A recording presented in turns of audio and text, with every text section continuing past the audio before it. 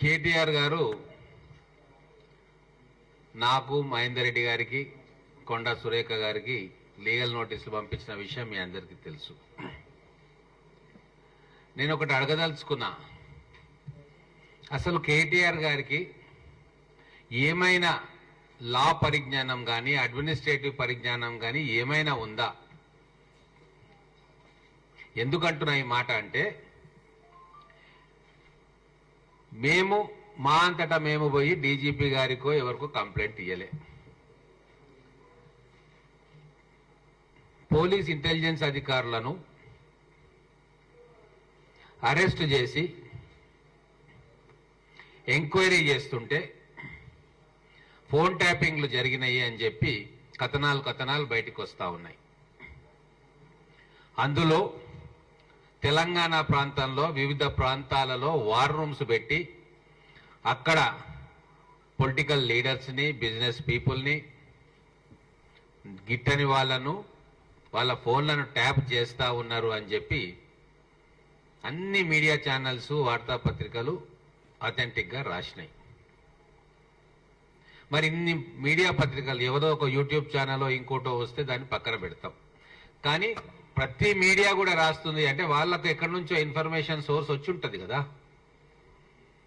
Journalism అంటేనే అది కదా. బయట ప్రజలకు తెలియని విషయాన్ని వాళ్ళు తన తెలివితేటలతోటి, ఇన్వెస్టిగేటివ్ ఇన్స్టింక్ట్స్ తోటి బయటికి తీసుకొచ్చి ప్రజలకు ఇవ్వడమే జర్నలిజం. వీళ్ళకి అది తెలియదు కదా. పేడ్ జర్నలిజం, బెదిరించే జర్నలిజమే తెలుసు, కానీ ఇన్వెస్టిగేటివ్ జర్నలిజం గురించి కేటీఆర్కు, కల్వకుంట్ల కుటుంబానికి ఏం తెలుస్తుంది?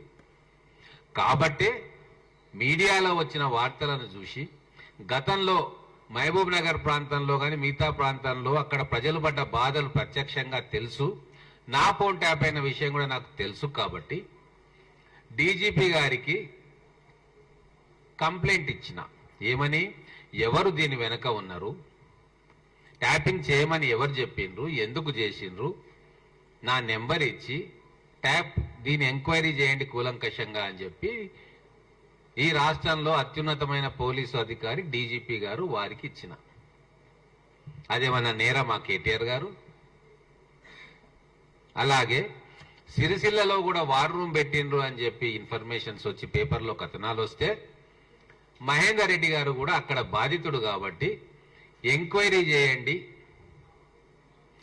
అక్కడ అప్పుడు అధికారంలో ఉన్న వాళ్ళు ట్యాపింగ్ చేయొచ్చు అన్న అనుమానం ఉంది కాబట్టి ఎంక్వైరీ చేయండి అని చెప్పి సిరిసిల్లలో కేటీఆర్ అభ్యర్థిగా ఉన్నాడు కాబట్టి, ఎమ్మెల్యేగా గెలిచిండు కాబట్టి వారికి కూడా పాత్ర ఉందేమో అనుమానం వ్యక్తం చేస్తూ ఎంక్వైరీ చేయమని చెప్పిండు. వాళ్ళకి ఎన్నో ఇన్స్టెన్సెస్ ఉండుంటాయి 10 సంవత్సరాల్లో.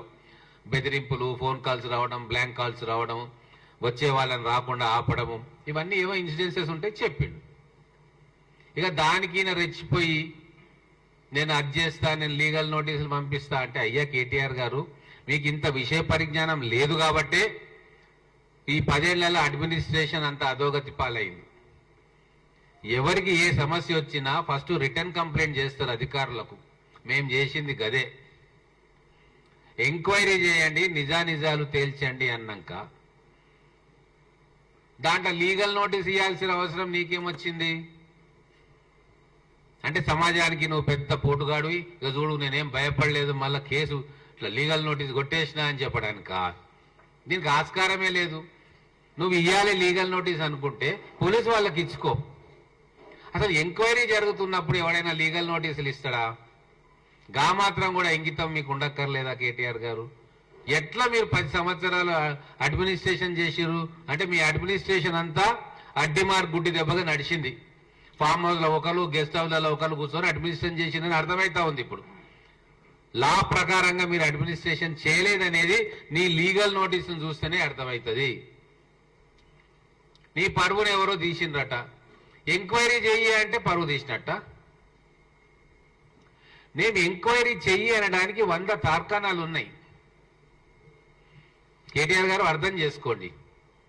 మీడియా కథనాలతో పాటు మా స్వయం ఎక్స్పీరియన్సెస్తో పాటు పబ్లిక్ పడుతున్న బాధలు, మాకు తెలిసిన విషయాలు కావచ్చు, ఇవన్నీ కూడా తెలుస్తున్నాయి. కాబట్టి లాజికల్ కంక్లూజన్గా దీనికి ఎవరు బాధ్యులో తేల్చాలి అని చెప్పి ఒక బాధితుడిగా కంప్లైంట్ చేసినాం మేము.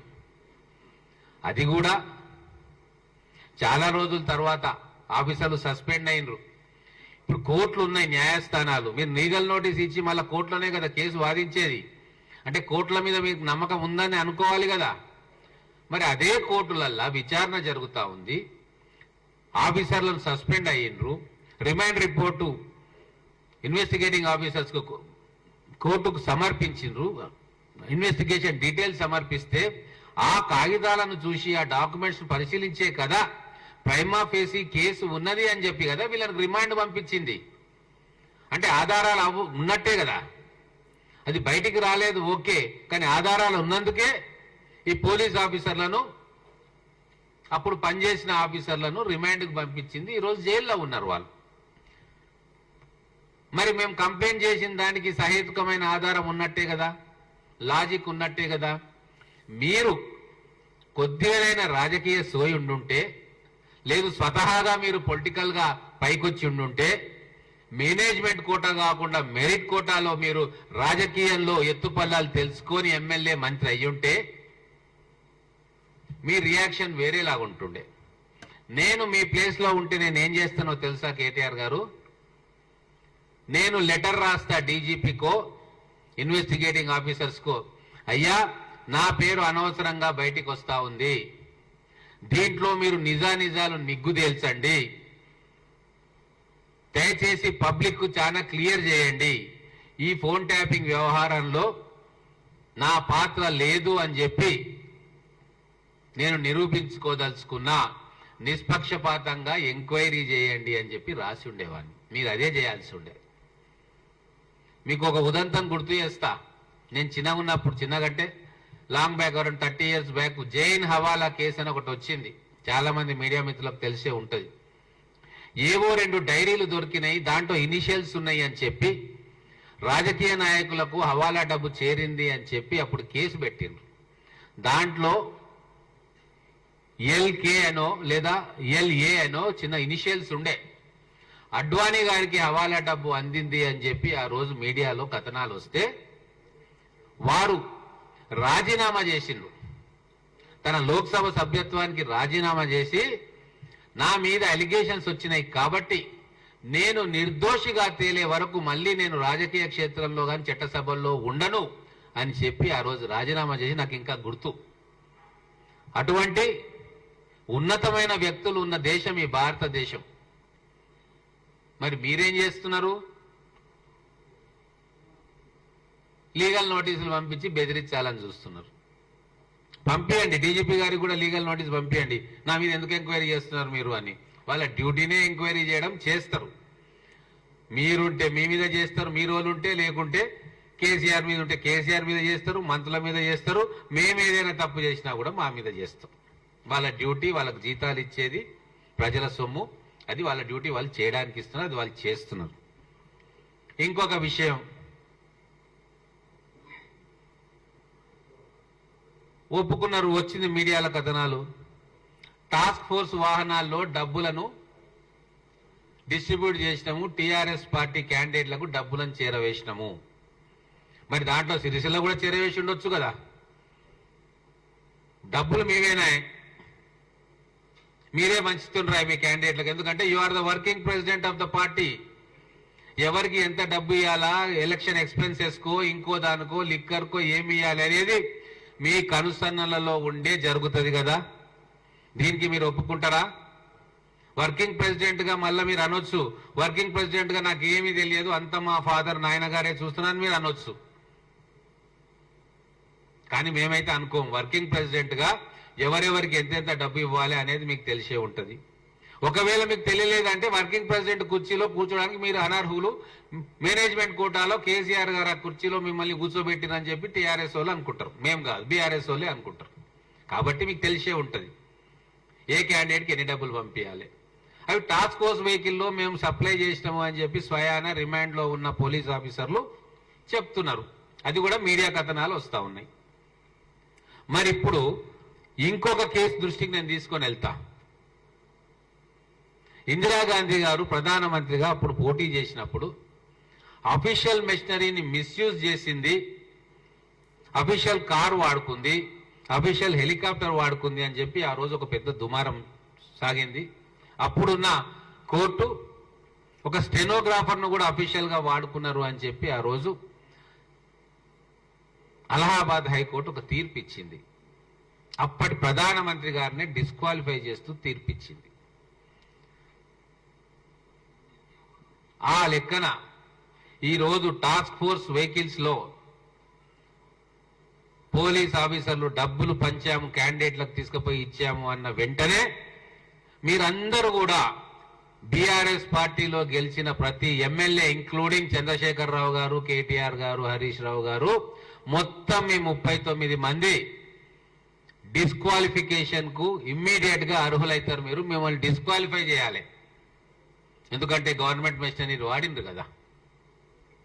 కాబట్టి లీగల్ గా పోవాలంటే చాలా ఉంటది. తెలిసి తెలియక మిడిమిడి జ్ఞానంతో ఎవడని మీ పక్కన ట్విట్టర్ మెసేజ్లు ఇచ్చే ఫ్రెండ్స్ ఉంటారు కదా, ఈ మధ్యలో ఐటీలో ఇంజనీరింగ్ చేసి పక్కన కూర్చొని మేము స్ట్రాటజిస్టులము, మేము స్ట్రాటజీ చెప్తామని చాలా మంది తయారయ్యారు. ఇప్పుడు వార్డు మెంబర్లు కూడా గెలిచి తెలివి వాళ్ళకు ఉండదు. కానీ దేశంలో ప్రధానమంత్రిని చేస్తాం, రాష్ట్రంలో ముఖ్యమంత్రిని చేస్తాం తిరిగేటోళ్ళు వందల వేల మంది బ్యాచ్ తయారైనరు. ఆ బ్యాచ్ లో సగం మంది ఈ రోజు కేటీఆర్ పక్కనే ఉంటారు. ఎందుకంటే పేమెంట్ ఎక్కువ వస్తుందిగా. ఇక వాళ్ళు ఏం చెప్పిండ్రో, ఏం సలహాలు ఇచ్చారో మాకు లీగల్ నోటీసులు ఇచ్చినావు, సంతోషం. నేను దాన్ని చదవను కూడా చదవలే, ఎందుకంటే అదొక ట్రాష్ కాబట్టి. లీగల్ నోటీస్ ఇచ్చే టైము ఇది కాదు కాబట్టి. నిజంగా నీకు లీగల్ నోటీస్ ఇవ్వాలి అంటే రేవంత్ రెడ్డి గారు మీకు ఇవ్వాలి. 2500 కోట్లు ఢిల్లీకి కప్పం కట్టిన స్పెసిఫిక్ నిరాధారమైన ఆరోపణలు చేసినావు కాబట్టి మీకు లీగల్ నోటీసు మేము ఇవ్వాలి. కానీ మేము వాటన్నిటి దగ్గర పోదలుచుకోలే. రాజకీయంగా ఎన్నో మాట్లాడతారు, కొన్ని వింటాం, కొన్ని విననట్టు వదిలేస్తామన్న అనుభవం మాకుంది. ఎందుకంటే మేము మెరిట్ కోటాలో వచ్చినాం, మేనేజ్మెంట్ కోటాలో రాలే. ఎగ్జామ్ పేపర్ చూసి పాస్ కాలే. ఎవరో కంప్లీట్ గా తయారు చేసుకున్న నియోజకవర్గంలో ఆ తండ్రికి కొడుకు కాబట్టి బీఫామ్ తీసుకొని పొత్తులతోటి నువ్వు గెలిచినావు. మాలాగా కష్టపడి ఉద్యమాలు చేసి ఒక్కొక్క మెట్టెక్కుకుంటే ఎమ్మెల్యే కాలేదు కదా నువ్వు. ఇవన్నీ మీకేం తెలుస్తాయి? గెలవంగానే నువ్వు పార్టీకి లీడర్ అయిపోతుంది, రాగానే పార్టీకి లీడర్ అయిపోతివి. బీఫామ్ చేతిలో పెట్టంగానే ఆడ టీడీపీ తోటి పొత్తుండే కాబట్టి ఇంతకు ముందు చేసిన ఉద్యమ ఫౌండేషన్లో ఎమ్మెల్యే అవుతుంది. ఎమ్మెల్యే కాగానే ఇప్పుడు మంత్రి, ప్రభుత్వం రాగానే మంత్రి అయిపోతుంది. నీకు ఇవన్నీ ఏం తెలుస్తాయి? అందుకే అయ్యా, ఏం చేయాలనుకున్నా కూడా జాగ్రత్తగా ఆలోచించి చెయ్యి. ఇప్పుడు మేము బీఆర్ఎస్ నాయకుల గురించి కానీ ఆ కుటుంబం గురించి కానీ చెప్పదలుచుకున్నా. మీరు నీతి నిజాయితీల గురించి, రాజకీయాల్లోని విలువల గురించి మీరు మాట్లాడుతున్నారు. ఎంత దారుణం, దుర్మార్గం అంటే ఒక బీజేపీ ఎమ్మెల్యే తన ఇంట్లో జరిగే శుభకార్యానికి కార్డు ఇద్దామని పోతే లోపల మీటింగ్ జరుగుతుంటే స్క్రోలింగ్లు వచ్చినాయి. ఆ కుటుంబ సభ్యులే లీక్ చేసిర్రు మీడియాకి, ఆయన బీఆర్ఎస్ పార్టీలో జాయిన్ అవుతున్నాడు అని. అంటే అంత దౌర్భాగ్యంగా రాజకీయ విలువలు లేకుండా ప్రవర్తించిన కుటుంబం మీ కుటుంబం. అందుకే ఆ తర్వాత ఎవ్వరు కూడా అసలు ఎవరు కలవడానికి కూడా భయపడేవారు వేరే పార్టీ వాళ్ళు. వాళ్ళని పోతే కండువా కప్పేస్తారని చెప్పి ప్రచారం చేసి వాళ్ళ క్యారెక్టర్ను అసాసినేషన్ చేసిన చరిత్ర మీ అందరిది. అంతెందుకు, 2009లో టికెట్లు అప్పుడు బాగా ఒత్తిడి ఉండే, పొత్తులో టికెట్లు కొందరు కోల్పోతుంటే కోట్ల రూపాయలు ఖర్చు పెట్టినాము, మాకు ఆశ చూపించారు, ఎమ్మెల్యే టికెట్ ఇస్తాను ఖర్చు పెట్టించారు అని చెప్పి అభ్యర్థులు, క్యాండిడేట్లు అంటే ఎమ్మెల్యే కావాలి అని కోరుకొని లక్షల రూపాయలు నియోజకవర్గాల్లో వీళ్ళు చెప్తే ఖర్చు పెట్టిన వాళ్ళు ఏడా ఇంటి మీదకి వస్తారో అని చెప్పి ఎవరు ఎక్కువ లొల్లి చేస్తున్నారో, అరే స్క్రోలింగ్ కొట్టరా ఒకటి ఫలానా టికెట్ ఆయనకి అని చెప్తే టక్కున స్క్రోలింగ్ వచ్చేది. ఆ టికెట్ కన్సిడరేషన్ ఉండదు, ఏముండదు, కానీ వాళ్ళని సాటిస్ఫై చేయాలి టెంపరీగా. అటువంటి కుట్రలు కుతంత్రాలు చేసిన కుటుంబం అయ్యా మీది. మీరు మా మీద, నికాల్సైన ఉద్యమకారులుగా ఉన్న మా మీద, లేదా ఇప్పుడు ప్రజలకు మేలు చేయాలని చెప్పి వచ్చిన గౌరవ ముఖ్యమంత్రి గారి మీద, మా ప్రభుత్వం మీద నిందలేస్తా ఉంటే చూస్తూ మేము ఊరుకోం, ఖచ్చితంగా రిటాలియేట్ చేస్తాం. మునుగోడులో ఇదంతా ఒక ఎత్తు. మీ ప్రజాస్వామ్యం ఎంత బాగా ఉండే మీ దగ్గర అంటే మునుగోడు ఎలక్షన్లో ప్రెస్టేజ్ అయినప్పుడు సర్వే ఏజెన్సీలను కూడా కిడ్నాప్ చేయించిన ఘనమైన చరిత్ర మీది. అంటే సర్వే చేసుకుందామని చెప్పి ఎవరో ఒక ఏజెన్సీ నియోజకవర్గంలో సర్వేకు పోతే వాళ్ళను కూడా ఇటువంటి ఆఫీసర్లను పెట్టుకొని వాళ్ళని కిడ్నాప్ చేయించి ఆ నియోజకవర్గం జిల్లాలు దాటి వార్నింగ్లు ఇచ్చి బయట వచ్చి వదిలేసిన చరిత్రలు మీవి. ఇవన్నీ ఎవరికి తెలియదు? మీ ఎమ్మెల్యేలు ఎంపీలు ఎక్కడ గ్రౌండ్ లో కూర్చొని ఉన్న వాళ్ళు మునుగోడు ఎలక్షన్లలో మీరు ఎంపీటీసీకి ఒక్కొక్క ఎమ్మెల్యేని ఎంపీని ఇచ్చిండ్రు. వాళ్ళు నియోజకవర్గంలో లేకుంటే కూడా ఇమ్మీడియట్ గా మీరు ఫోన్లు చేసిండ్రు. వాళ్ళ ఫోన్లు ట్యాప్ చేయకుంటే, వాళ్ళ లొకేషన్లు మీరు ట్రేస్ చేయకుంటే, వాళ్ళు ఉన్న ఎంపీటీసీ పరిధిలో ఉన్నారా లేదా బయటికి పోయిందని మీకెట్టా తెలుస్తుంది మహాశయ? ఇవన్నీ తార్కాణాలు కాదా? మా మీద ట్యాప్ చేసిందనేది అత్యంత సహజం. విచిత్రం ఏంటంటే మీ పార్టీ ఎమ్మెల్యేల మీద కూడా ట్యాపింగ్ అస్త్రాన్ని ప్రయోగించిండ్రు, మీ మంత్రుల మీద ప్రయోగించిండ్రు. లాస్ట్ కు వచ్చే కథనాలు వింటా ఉంటే మళ్ళీ ఇంకో లీగల్ నోటీస్ ఇస్తావేమో, ఇచ్చే అది కూడా తీసుకుంటా. మీ కుటుంబ సభ్యుల మీదనే ఒకరి మీద ఒకరు ట్యాపింగ్ అస్త్రాన్ని ప్రయోగించిండ్రు అని చెప్పి బయట అనుకుంటా ఉన్నారు. మరి అనుకున్న విషయం నేను ఇప్పుడు మీడియా ద్వారా చెప్తున్నా కాబట్టి ఇంకో లీగల్ నోటీస్ అది కూడా తీసుకుంటా. ఒకటే లాయర్కి 5-6 ఇస్తే నాకు ఫీజు కూడా తగ్గుతుంది. తర్వాత అదే మునుగోడు ఎన్నికలలో ఫామ్ హౌస్ లో 3 ఎమ్మెల్యేలు మాట్లాడుతున్న మాటలు మీరు ట్యాప్ చేసింది వాస్తవమా కాదా? 3 మీ ఎమ్మెల్యేలు మునుగోడు ఎలక్షన్ జరుగుతుంటే బయటకు వచ్చిన విషయం మీకు ఎట్ట తెలిసింది? ప్రగతి భవన్ గడిలో నాకైతే అర్థం కాలేదు. వాళ్ళ ఫోన్లు ట్యాప్ చేసుకొని వాళ్ళు మాటలు మాట్లాడుకుంటేనే కదా మీకు తెలిసింది. మరి అది నేరమే కదా? ఇంతకంటే సాక్ష్యం ఏమన్నా కావాలా? అది తెలిసి విని దాన్ని పెద్ద కథలు వినవు కదా. ఎవరో వచ్చిండ్రు, కొనుక్కోవడానికి వచ్చిండ్రు, అది వచ్చిండ్రు, ఇది వచ్చిండ్రు అని. సరే, అప్పుడు పోలీసు వాళ్ళతో కూడా అబద్ధాలు చెప్పించినావు. పాపం వాళ్ళు ఇప్పుడు తలకాయలు వాళ్ళ కొట్టుకుంటున్నారు. ఏం చేయాలి, ఇప్పుడు మారింది ప్రభుత్వం అని చెప్పి. అదొక అంశం పక్కన పెడదాం. సాక్షాత్తు ముఖ్యమంత్రి గారే ఆ రోజు ఒప్పుకున్నారు కదా, మేము ఎమ్మెల్యేల ఫోన్ ట్యాపింగ్ చేసినాము, ఆ రికార్డింగ్స్ మేము విన్నాము అని చెప్పి పత్రికా మిత్రుల సాక్షిగా విలేకరుల సమావేశం ఏర్పాటు చేసి దాన్ని ప్లే చేసి, రికార్డ్ చేసింది ప్లే చేసి మీకు వినిపించిండ్రు కదా. మరి అది సాక్ష్యం కాదా? మీరు టెలిఫోన్ ట్యాపింగ్ కు పాల్పడ్డారు మీ కుటుంబం అని. దానికి ఇంతకంటే ప్రబలమైన సాక్ష్యం ఏం కావాలి? గతంలో ప్రభుత్వాలు చేయలేదా అని చెప్పి నువ్వు పెద్ద క్వశ్చన్ మార్క్ చేసినావు దీర్ఘంగా. అయ్యా, బ్రిటిష్ వాళ్ళు ఉన్నప్పుడు కూడా ఇంటెలిజెన్స్ వ్యవస్థలు పనిచేసేవి. స్వాతంత్రం వచ్చినాక ఇంటెలిజెన్స్ వ్యవస్థలు పనిచేసినాయి, చేస్తాయి.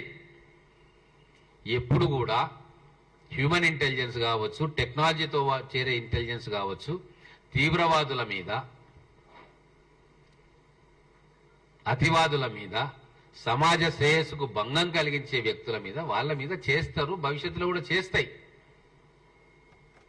కానీ మీలాగా పొలిటికల్ అపోనెంట్స్ ఫోన్లు ట్యాప్ చేసే కుసంస్కారులు మాత్రం ఎవరు కూడా ఈ తెలంగాణలో అధికారంలో ఉన్నవాళ్ళు కానీ, ప్రతిపక్షంలో ఉన్నవాళ్ళు కానీ, సమైక్య ఆంధ్రప్రదేశ్లో ముఖ్యమంత్రులుగా ఉన్నవాళ్ళు ఏ రోజు చేయలే.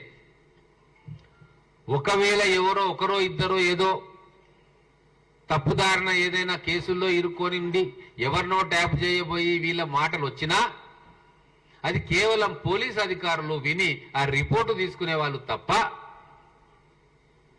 ఎవరేం మాట్లాడుకుంటున్నారో విని మళ్ళీ కాల్ చేసి నువ్వు అట్లా మాట్లాడుకుంటున్నావట కదా, మీరిద్దరు కలిసి ఏం మాట్లాడుకున్నారో మాకు తెలిసింది అని చెప్పి వాళ్ళని బెదిరించిన దాఖలా ఈ స్వతంత్ర భారతదేశంలో ఘనత వహించిన మీ కల్వకుంట్ల కుటుంబం తప్ప ఏ రాజకీయ కుటుంబం కూడా ఇంతవరకు చేసినట్లు చరిత్రలో మేమైతే వినలేదు.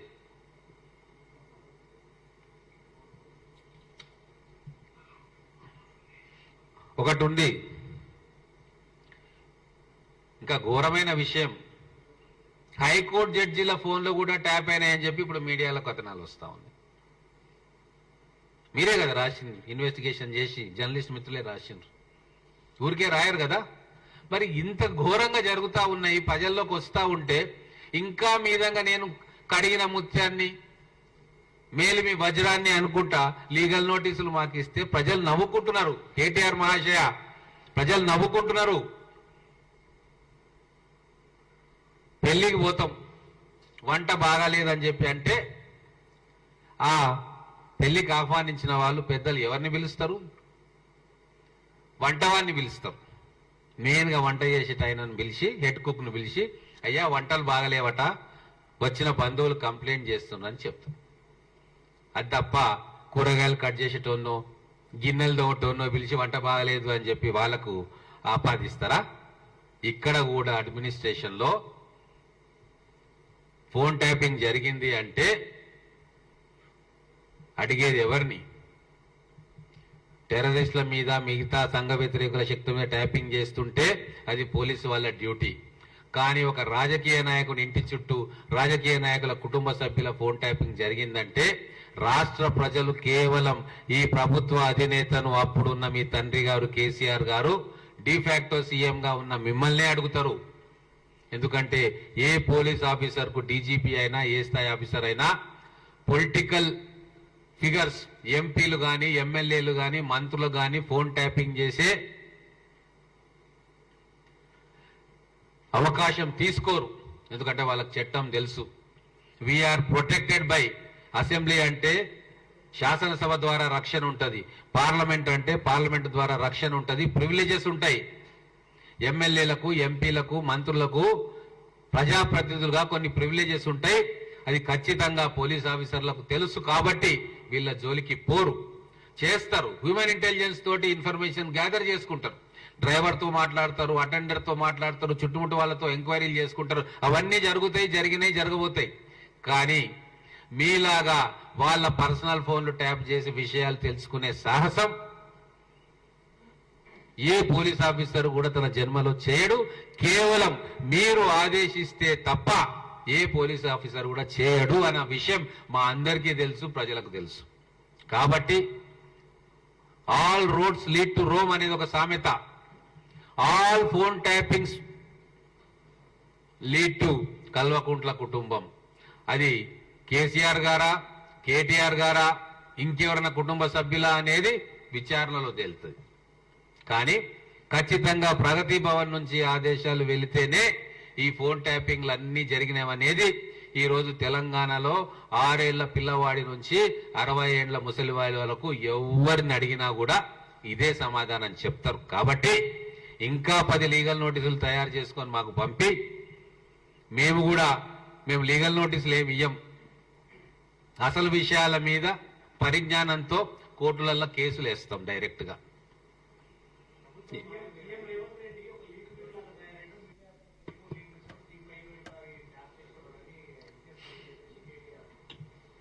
ఇప్పుడు మీరందరూ కూడా కష్టపడి ఇన్వెస్టిగేటివ్ జర్నలిజం తోటి పుంకాలుగా రాస్తా ఉన్నారు కదా మీడియాలో. మరి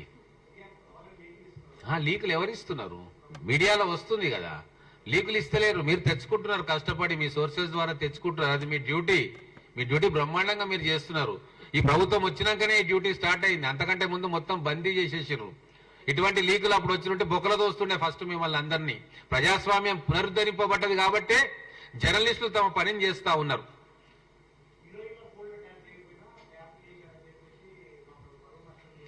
అక్కడ ఆయన క్లారిటీ ఉంది అన్నట్టు. మిగతా వాళ్ళు అందరినీ ట్యాప్ చేసినాం మేము, కానీ ఈ ఒక్క 4 హీరోయిన్లను చేయలేదని ఆయన క్లారిటీ ఉందని చెప్పిండా? మరి అట్లనే చెప్పానండి. నాకు తెలియదు ఎవరిని చేసినా, నేను ఎప్పుడు ఆ మాట అనలే, మీరు అన్నందుకు అంటా ఉన్నా.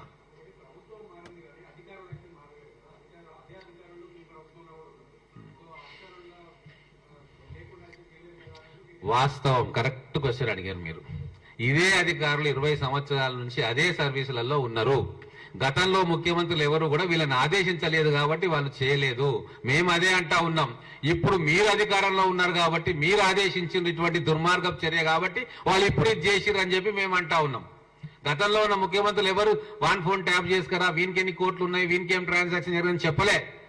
మీ పని మీరు చేయండి అన్న చెప్పిర్రు, వాళ్ళు నిమ్మలంగా పని చేసుకున్నారు. కానీ ఇప్పుడు చేయలేదు కాబట్టి, మామూలు అధికారులు అయితే చేయరు కాబట్టి ఒక తగ్స్ బందిపోటు దొంగలను ఏరి కోరి తీసుకొచ్చి ఒక స్పెషల్ టాస్క్ ఫోర్స్ వేసి ఒక టీం వేసి, ఇక అది వాళ్ళకున్న సంబంధం ఏందో మాకు తెలియదు కానీ వాళ్ళ ద్వారా ఇవన్నీ కూడా చేర్పించారు. గతంలో ఉన్న ఆఫీసర్లు, ఆయన పేరు చెప్పిండు, మహేందర్ రెడ్డి గారు కావచ్చు, ఎక్స్ కావచ్చు, వై కావచ్చు, వాళ్ళు నిజాయితీగా నిక్కచ్చిగా వాళ్ళ డ్యూటీలు చేసుకొని ప్రెసిడెంట్ మెడల్స్, స్టేట్ మెడల్స్ అన్ని తెచ్చుకున్న ఆఫీసర్లు. వాళ్ళు చెప్తే చేయరు అని చెప్పి వాళ్లకు తందన పాడే ఆఫీసర్లు, బంధువులు, లావాదేవీలు ఉన్నాయో ఇచ్చిపుచ్చుకాల్లో ఏమున్నాయో మాకు తెలియదు, వాళ్ళని తీసుకొచ్చి ఒక స్పెషల్ టీమ్ గా చేసి వాళ్ళతోటి కార్యక్రమాలు చేసిరు. మరి అది ఆయనకు కూడా తెలుసు కాబట్టి వాళ్ళు ఉన్నారు కదా వీళ్ళు ఉన్నారు కదా అంటాడు. వాళ్ళు ఉన్నప్పుడు జరగలే. అప్పుడున్న ఇంటెలిజెన్స్ ఐజీ గారు 1 year తర్వాతనే పక్కకు పంపించిన విషయం కూడా మీకు తెలుసు. మరి ఎందుకు చెప్పిన మాట వినలేదని చేసిండేమని నేను అనుకోవాలి. ఇప్పుడు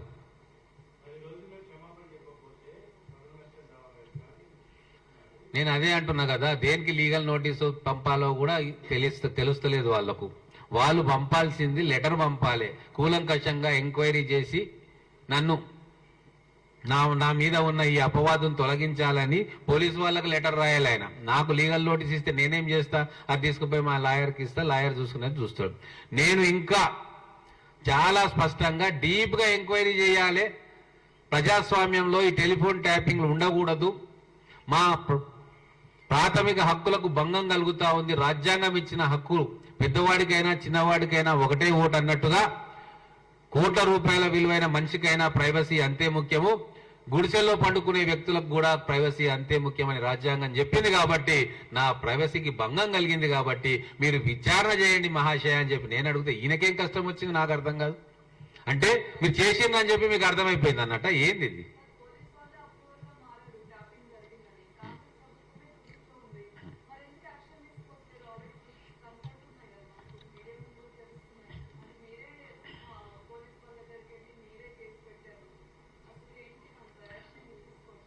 అవునమ్మా, ఇప్పుడు టెలిగ్రాఫ్ యాక్ట్ వైలేట్ చేసిండ్రు, ఇంకా చాలా చట్టాలు ఉల్లంఘించిండ్రు. ఎవరెవరు ఉల్లంఘించిండ్రు, దీన్ని తీగలాగితే డొంకంత కదులుతా ఉంది. ఇన్వెస్టిగేషన్ చేయాల్సింది చాలా ఉంది. ఓన్లీ మీరు 5-6 మంది ఆఫీసర్స్ గురించి మాట్లాడుతూ ఉన్నారు. ప్రతి జిల్లాలో ఇటువంటి వాళ్ళు డజన్ల కొద్ది ఉండి ప్రజల హక్కులను భంగం కలిగించారు. మరి వాళ్ళందరినీ కూడా వెలికి తీయాలి కదా. వాళ్ళు చేసిన దుర్మార్గం ఇంకా ఎక్కువ ఉంది. ఈ పెద్ద స్థాయి ఆఫీసర్ల కంటే కింది స్థాయి ఆఫీసర్లు మారణ హోమం సృష్టించింది, అక్కడ అలజడి సృష్టించారు, మొత్తం ఎవరిని వదిలిపెట్టలే. మరి అటువంటి వాళ్ళను కూడా వెలికి తీయాల్సిన బాధ్యత ఇప్పుడున్న అడ్మినిస్ట్రేషన్ మీద ఉంది కదా. నిజం నిలకడగా తేలుతుంది. తొందరగా ఏమైనా చేస్తే కాళేశ్వరం కూలినట్టు కేసులు కూడా కూలుతాయి. కాబట్టి మేము చాలా జాగ్రత్తగా ఇప్పుడున్న అడ్మినిస్ట్రేషన్ తొందరపడదలుచుకోలే. చట్ట ప్రకారంగా లీగల్ గా ముద్దాయిలకు కూడా వాళ్ళ హక్కులను గౌరవిస్తూ వాళ్ళకు కావాల్సిన వెసులుబాటును వాళ్ళకి ఇస్తూ భారత రాజ్యాంగం వాళ్ళకి ఎటువంటి హక్కులను ఇస్తుందో అవి కూడా ఇచ్చుకుంటూ ఒక ప్రజాస్వామ్య ప్రభుత్వం ఎట్లా మెలగాలనో అట్లా మా ప్రభుత్వం ఈ రోజు ఎంక్వైరీలో కూడా ఆ ప్రజాస్వామ్య స్ఫూర్తిని కనబరుస్తా ఉంది.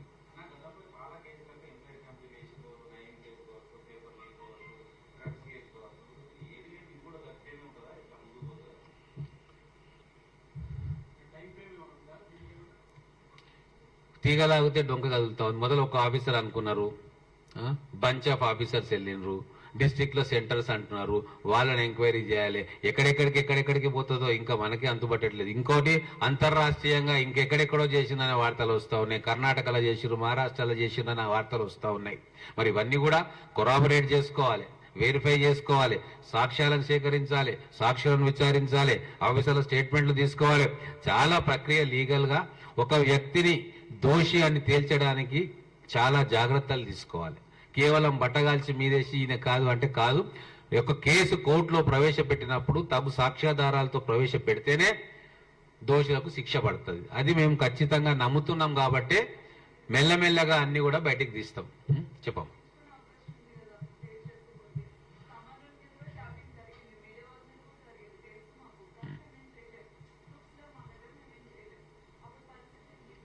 అమ్మా, మీ అందరి బాధ నాకు తెలుసు కాబట్టి నేను మొట్టమొదటిగా ఒక ఎమ్మెల్యేగా ఉండి కూడా పోయి డీజీపీ గారికి కంప్లైంట్ ఇచ్చిన.